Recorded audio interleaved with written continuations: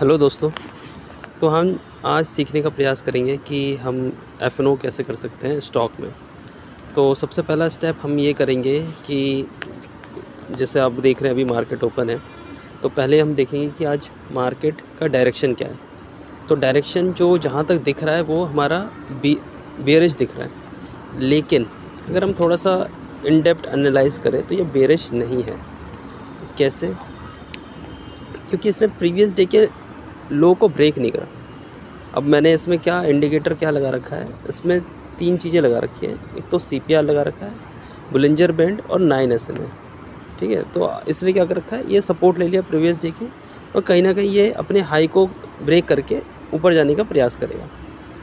तो मुझे तो ये बुलिश ही लग रहा है, बाकी मार्केट का किसी को कुछ नहीं पता, लेकिन ये जब तक हमारा डे लो सेव है तब तक हम इसको बुल ही मानेंगे। अब हम स्टॉक का सिलेक्शन कैसे करेंगे? हम जाएंगे टॉप गेनर एफ&ओ स्टॉक में। तो ये हमारा क्या है, इसमें NSE इंडिया इसको सर्च करेंगे। NSE इंडिया में जाने के बाद हमारा यहाँ पर सिलेक्ट इंडेक्स आ रहा है, निफ्टी 50 है। तो हम क्या करेंगे, एफ&ओ सिक्योरिटीज़ सिलेक्ट कर लेते हैं। ठीक है, और उसके बाद फिर हम ये कुछ स्टॉक आ रहे हैं, 20 स्टॉक आ रहे हैं, इनको हम वॉच लिस्ट में ऐड कर लेते हैं क्योंकि ऑलरेडी मूवमेंट काफ़ी हो चुकी है। तो इसमें से मैक्सिमम स्टॉक अच्छे खासे मूवमेंट दे चुके हैं। अब हमें ये स्टॉक जैसे ये 9% ऑलरेडी भाग गया। ठीक है, अब इसने क्या है, देखो ये इसने हमारे CPR को सपोर्ट लेके, तो ये इतना बड़ा मूवमेंट हो चुका है, मूवमेंट हो गया तो हम इसको इग्नोर करेंगे। अब जैसे ये PPL फार्मा, अब देखो ये इसने भी पहला जो 15 मिनट का कैंडल है वो अच्छा खासा बनाया और उसके बाद CPR को सपोर्ट लेके ये आगे मूव कर चुका है। और जो CPR हमारा जो पहला, इसके बाद जो हम स्टॉक सिलेक्शन करने के बाद हम क्या देखते हैं, तो पहला क्या है, इसमें नैरो CPR बनना चाहिए और स्टॉक नैरो CPR को टच करके मूव करना चाहिए। दूसरा, पहली कैंडल बहुत बड़ी नहीं होनी चाहिए। ठीक है, क्योंकि पहली कैंडल का हाई और लो एक सपोर्ट और रेसिस्टेंस का काम करता है। तो मोस्ट ऑफ द टाइम अगर कैंडल बहुत बड़ी हो जाए तो उसके हाई को ब्रेक नहीं करती इजीली, लेकिन यहाँ पर क्या है, इसके हाई को ब्रेक कर चुके हैं, तो इसका मतलब इसमें मूवमेंट आने के चांसेस है। अब ये अगर हम इसमें एंट्री अभी लेते हैं तो हमारे यहाँ SL जाने के चांसेस है। क्यों? क्योंकि ये 9 SMA के पास ज़रूर आएगा एवरेज करने के लिए, नहीं भी आएगा तो एक रेंज में रह के फिर इसको आगे ब्रेक करेगा। तो अब देखो यहाँ 3 पॉइंट्स का डिफरेंस है, तो 3 पॉइंट हमें SL रखना पड़ेगा जो काफ़ी बड़ा ही होगा, क्योंकि अगर हम इसके ऑप्शंस को देखेंगे 3 पॉइंट अच्छा खासा अमाउंट हो जाता है। तो हम इसका वेट करेंगे। हमारी बेस्ट एंट्री यही सकती है कि हम 9 SMA के आसपास हैं। उसके बाद दूसरा अगर हम स्टॉक देखते हैं, जैसे ये ऑयल, ये अब 9 SMA को, अब देखिए इसने पहला कैंडल जो है, एक तो नैरो CPR से दूर है और पहला कैंडल ही बहुत बड़ा हो गया। ठीक है, अब हम इसकी एंट्री अगर हम लेते हैं, जैसे अभी ये 9 SMA को रिस्पेक्ट कर रहा है, तो अगर लेते भी हैं तो हम इसी के नीचे 15 मिनट के क्लोजिंग के हिसाब से SL ले सकते हैं। तो जहाँ तक ये शो कर रहा है कि ये ऊपर जा सकता है, लेकिन ऊपर पहला जो टारगेट होगा ये 520 का होगा, क्योंकि इसका डे हाई है पहला टारगेट। ठीक है, और इसका जो SL बनता है वो 510 बनता है। ऐसे ही नेशनल एल्यूमिनियम है, ये भी अपने मतलब इसने क्या, लेकिन ये आप देखो ये बहुत गैप अप लेके और नैरो CPR को बिना टच करे ऊपर से गया है। तो जहाँ तक, इसलिए क्या है, मूवमेंट काफ़ी स्लो चल रही है। लेकिन ये अगर अपन एवरेज करके अगर हाई को क्लोज़ कर देता है या क्रॉस कर देता है तो हो सकता है कि अच्छी मूवमेंट आ जाए। ऐसे ही NMDC है, सेम वही 9 SMA को इसने रिस्पेक्ट करा है। ये जिंदल स्टील है, ये दिखा रहा है 9 SMA को ये नीचे ब्रेक करने का प्रयास कर रहा है। तो हो सकता है कि ये 5-6 पॉइंट नीचे 1150 का इसका मतलब आपका सपोर्ट हो गया, ये लेके फिर ऊपर जाए, या 9 SMA एक बार ब्रेक हो जाता है नीचे डाउन साइड की तरफ तो 20 SMA की तरफ आ सकता है। तो ये सारे इन सब में एक कॉमन पैटर्न सही है। अब ये देखिए, ये बहुत बड़ा गैप अप हो गया और इसने विक भी बड़ी बनाई है, तो ये क्या कर रहा है, इसे 15 मिनट के रेंज में ही ये यहाँ पर मूव कर रहा है। इसमें मूवमेंट तब तक नहीं आएगी जब तक ये अपने हाई को ब्रेक ना करे। तो ये एक रेंज बना रहा है ये पूरा का पूरा। ये देखिए, इसमें क्या कहते हैं, नैरो सीपीआर एक थिन लाइन के बराबर है। तो इसने क्या करा, इसको लेने के बाद अपने 15 मिनट के हाई को, और अगर प्रीवियस डे हाई ब्रेक नहीं होता तो पहला रेसिस्टेंस यही बनता है। तो प्रीवियस डे हाई जो है पहला रेसिस्टेंस है, इसको पहले तो इसने रिस्पेक्ट करा और फिर इसने ब्रेक कर दिया। अब 9 SMA को हम कहते हैं SL लगा के इसको राइड कर सकते हैं। पावर इंडिया है, इसने क्या है 18,000 को सपोर्ट लेके ये अब अपना जो टारगेट है 18,500 डे हाई की तरफ जा रहा है, और इसको भी हम 9 SMA जो सपोर्ट लेके राइड कर सकते हैं। लेकिन इसमें क्या है, नैरो सुपियर को टच नहीं करा, लेकिन फिर भी ये चार्ट पैटर्न इसका अच्छा दिख रहा है।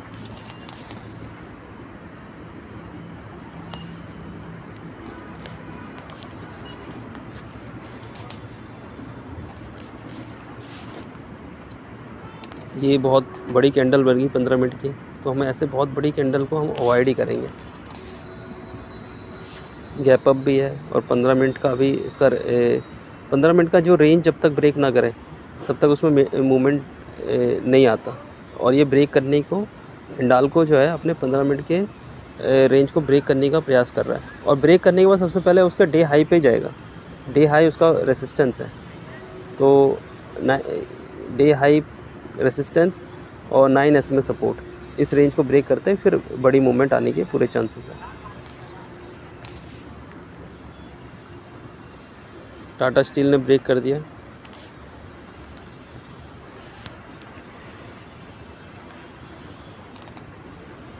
SDFC AMC ये फिर 9 SMA को सपोर्ट लेके ऊपर ब्रेक कर रहा था, लेकिन फिर अपने डे हाई की तरफ जाके इसने रेसिस्टेंस देना शुरू कर दिया। फिर 9 SMA के पास आके हो सकता है यहाँ से फिर अप साइड की तरफ मूवमेंट दे। सेम ऐसे ही सेल में भी है, कोल इंडिया भी है।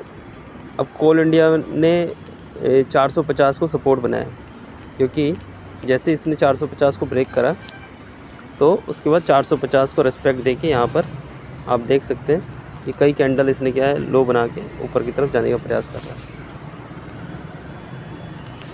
ये जितने भी चार्ट पैटर्न बने हैं ये ईजिली गिरते नहीं है। क्यों नहीं गिरते? क्योंकि एक तो इसने अपना प्रीवियस डे हाई ब्रेक करा जो पहला रेसिस्टेंस होता है, उसके बाद अपना 15 मिनट का हाई भी ब्रेक करा, उसके बाद ये 9 SMA, क्योंकि मूविंग एवरेज इंपॉर्टेंट है, कहाँ पर वो जाके अपना एवरेज करेगा, कहाँ से वो ऊपर जाएगा। तो अगर बुलिश है तो 9 SMA को कहते हैं वो सपोर्ट लेके चलता रहेगा 15 मिनट का, और 20 SMA भी उसका स्ट्रॉन्ग सपोर्ट माना जाएगा, लेकिन वहाँ तक ईज़िली आता नहीं है। और फिर अपने हाई को जैसे इसने ब्रेक करा, कोई भी स्टॉक ब्रेक करता है तो फिर उसमें बड़ी मूवमेंट आती है, और इसमें मूवमेंट जो मोस्टली आने के चांसेस होते हैं वो 12:30-1 बजे के बाद आने के चांसेस होते हैं। और जैसे ही मूवमेंट आए आप 2 बजे तक या 2:30 बजे तक रह सकते हैं, उसके बाद आप अपना प्रॉफिट बुक कर सकते हैं। और स्टॉक मार्केट में प्रॉफिट बुक करना ज़्यादा इम्पॉर्टेंट है। जैसे ही आपको प्रॉफिट आता है आप बुक कर लीजिए। हो सके तो जैसे बड़े बड़े स्टॉक है जिसमें 8-9% मूवमेंट आ जाते हैं, तो आप उसमें 2 लॉट ले सकते हैं। जैसे ही एक लॉट डबल हो जाए उसको बुक करके दूसरे को छोड़ दो, क्योंकि इससे क्या होता है, हमारा साइकोलॉजी, हम लॉस को नहीं देख सकते। हमारा लॉस देखते ही हमारा माइंड काम करना बंद कर देता है।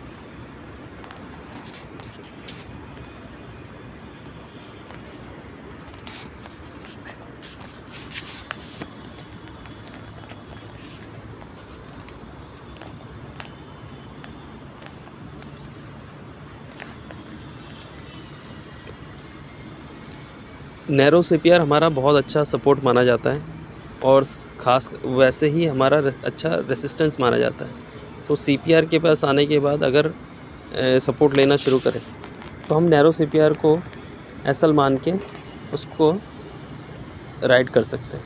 अब देखिए ये भी स्टॉक क्या कर रहा है, धीरे धीरे एवरेज करेगा। मतलब कोई भी वन साइडेड मूवमेंट नहीं होती किसी भी स्टॉक में, वो थोड़ा सा अपने एवरेज के पास आएगा ही। और यहीं पर जब एवरेज करने आते हैं तो मैक्सिमम रिटेलर हम लोग निकल जाते हैं। जैसे इसने ये एवरेज करने आ रहा है, लेकिन हमें ये सोचना चाहिए कि ये एवरेज कर रहा है तो इसके बाद ये ऊपर भी जाएगा। अगर इसने 9 SMA को रिस्पेक्ट दिया, अब वो नीचे आ रहा है, वैसे तो इसको हो सकता है कि ये 160 तक ही आए, 160 आए, क्योंकि ये कैंडल जो है ओपन लो बनी है। अगर आप देखो इस कैंडल को, ये ओपन लो बनी है, तो एक तरह से ये भी एक सपोर्ट का काम ही करेगा। अब देखिए कि इसमें ये विक बनाने लगा है और अभी 7 मिनट है, तो हो सकता है थोड़ा नीचे लेके फिर क्लोज़ करें, फिर उसके बाद ऊपर दें।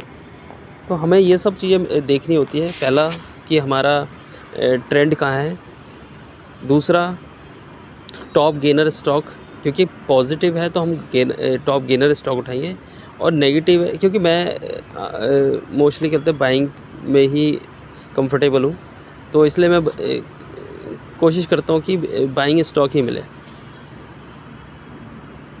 और ये जो सेटअप है ये बढ़िया काम करता है हमारा बाई साइड में। तो हमने क्या करा, दूसरा उसमें नैरो CPR लगाया, उसके बाद हमने इसका एवरेज को देखा, और एवरेज अगर आप देखो कि ये ऊपर की तरफ 60 डिग्री की तरफ बढ़ रहा है।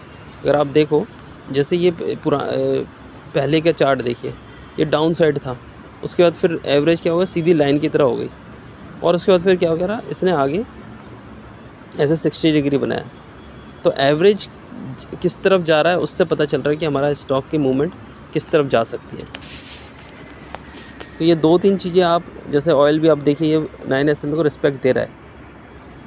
12:30 बजे आप देख सकते हैं कि इसमें क्या मूवमेंट आती है। आप डे एंड में इन सबको चेक कर सकते हैं कि इन सब में क्या मूवमेंट आता है, और कहाँ अगर ये कहीं से बाय होती है तो कहाँ से होती है। तो जहाँ तक इतने स्टॉक भी देखे और प्रीवियस एक्सपीरियंस भी है, 9 SMA अच्छा सपोर्ट है। क्योंकि पहले स्टॉक देखिए, अब पहले दिन के 15 मिनट के कैंडल में इसने बता दिया कि आज मैं कहाँ जा सकता हूँ। इसने पहले ग्रीन बनाया, ठीक है।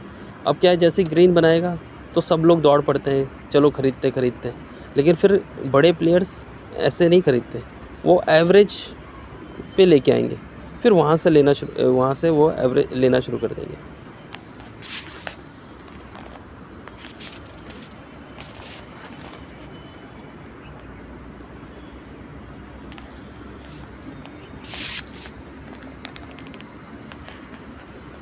निफ्टी अभी भी देखिए सपोर्ट लेने का ही प्रयास कर रहा है।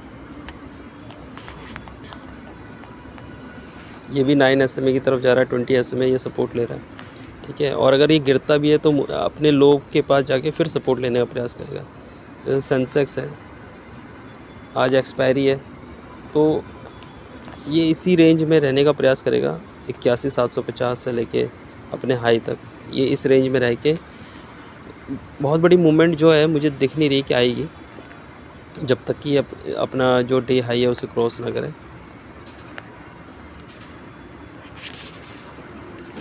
तो अगर हमारा जो इंडाइसिस है अच्छी मूवमेंट ना भी दे, लेकिन तब भी स्टॉक अच्छे खासे मूवमेंट दे देते हैं। जैसा कि आप सबको बताया गया था मॉर्निंग में कि मुझे मार्केट बियर नहीं लग रही, आप देख सकते हैं अच्छा खासा गलत अपसाउट चला गया था, 25,420-30 के आसपास गए जाके, फिर अब देखिए टाइमिंग भी देखिए 2 बज गए, तो कहीं ना कहीं थोड़ी बहुत प्रॉफिट बुकिंग शुरू होती है। और स्टॉक में भी देख सकते हैं सारे के सारे स्टॉक अपने, या तो 9 SMA को उसने सपोर्ट लिया होगा, या तो 20 SMA को सपोर्ट लिया होगा, या अपने नैरो लिंजर बैंड को सपोर्ट लेके अपसाइड जाने का प्रयास कर रहे हैं। तो आज के लिए बस इतना ही। आपको कैसा लगा आप ज़रूर बताएं। Thank you so much.